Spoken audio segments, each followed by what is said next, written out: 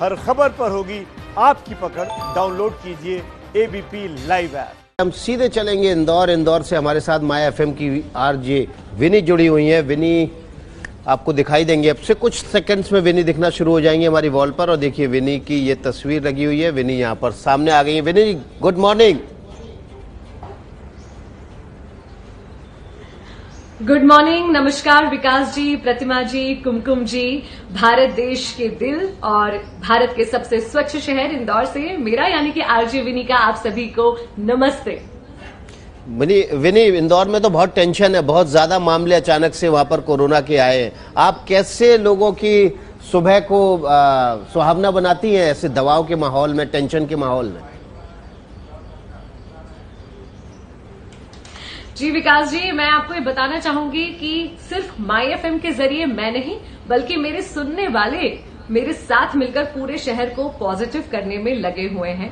और खुशी की बात यह है कि कुछ लोग हैं जो शायद कहीं ना कहीं थोड़ी नासमझी कर रहे हैं, लेकिन अधिकतर लोग आज भी इंदौर के वैसे ही हैं, अवेयर हैं, समझदार हैं और एक दूसरे के साथ अपनी लर्निंग्स शेयर करने में लगे हुए हैं। विनी, बहुत चैलेंजिंग काम होता है। हालांकि आप लोगों का तो वर्क फ्रॉम होम चल रहा होगा, लेकिन हम लोग स्टूडियो में रोज आते हैं, घर से बाहर निकलते हैं, हर तरह का डेंजर हमें भी है। लेकिन जोर आजमाइश हमारी भी यही होती है कि पॉजिटिविटी बनाए रखें अपने खबरों के जरिए, अपनी मुस्कान के जरिए, अपनी इस ऊर्जा के जरिए। आपकी भी यही कोशिश होती होगी अपनी आवाज के जरिए इंदौर में पॉजिटिविटी बनाए रखें? बिल्कुल, मैं बहुत ही जुड़ाव महसूस करती हूँ आपके साथ। आप ही की तरह मैं भी सुबह सवेरे स्टूडियो जाया करती थी और स्टूडियो जाने को फिलहाल बहुत मिस कर रही हूँ, खासकर आप लोगों को देखकर।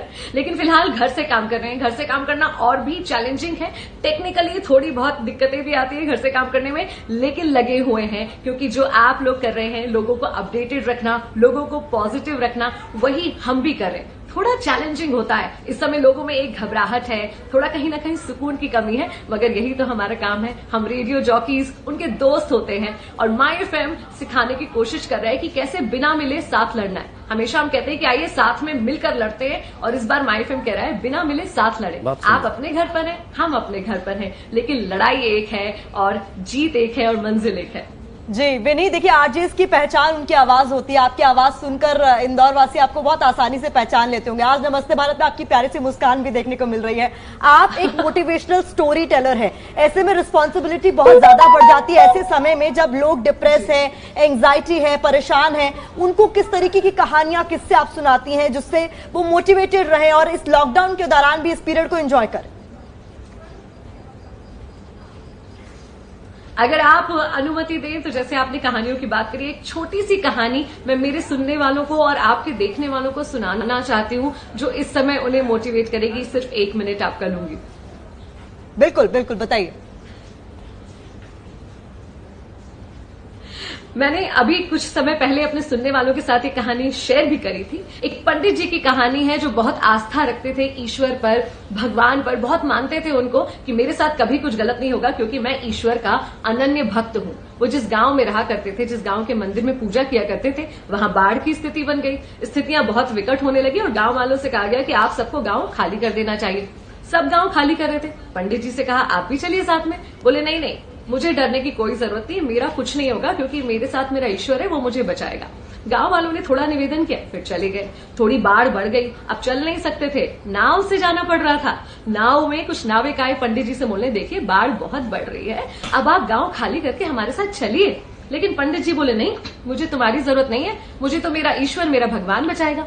अब बाढ़ इतनी बढ़ गई कि जो गांव का सबसे ऊंचा टीला था, उसके सबसे ऊंचे पेड़ पर चढ़कर पंडित जी को बैठना पड़ा, लेकिन वो गांव से बाहर नहीं गए। तब एक हेलीकॉप्टर का बचाव दल आया उनको बचाने और बोला कि हमारे साथ चलिए, अब आपकी जान नहीं बच पाएगी यहाँ पर। मगर बोले नहीं, मैं तुम्हारे साथ नहीं जाऊंगा, मुझे तो मेरा भगवान, मेरा ईश्वर बचाएगा। और अंततः डूबकर मृत्यु हो गई। जब स्वर्ग में गए और पूछा कि भगवान तुम मुझे बचाने क्यों नहीं आए, तो पता है भगवान ने क्या कहा? भगवान ने कहा एक नहीं 3 बार बचाने आया था। पहले गांव वालों के रूप में, फिर नाविक के रूप में और फिर हेलीकॉप्टर वाले बचाव दल के रूप में। और अभी ऐसे ही कुछ भगवान हमारे सामने हैं, चाहे वो पुलिस वाले हो, डॉक्टर्स हो, चाहे हेल्थ कर्मी हो, वो सब हमारे ईश्वर हैं। उनका सम्मान करना चाहिए, साथ देना चाहिए और मानना चाहिए कि यही ईश्वर का सच्चा रूप है। बहुत बहुत शुक्रिया आपका विनी, आपका। लेकिन आपका रेडियो का अंदाज कैसा है, वो एक बार सुना दीजिए हमारे दर्शकों को।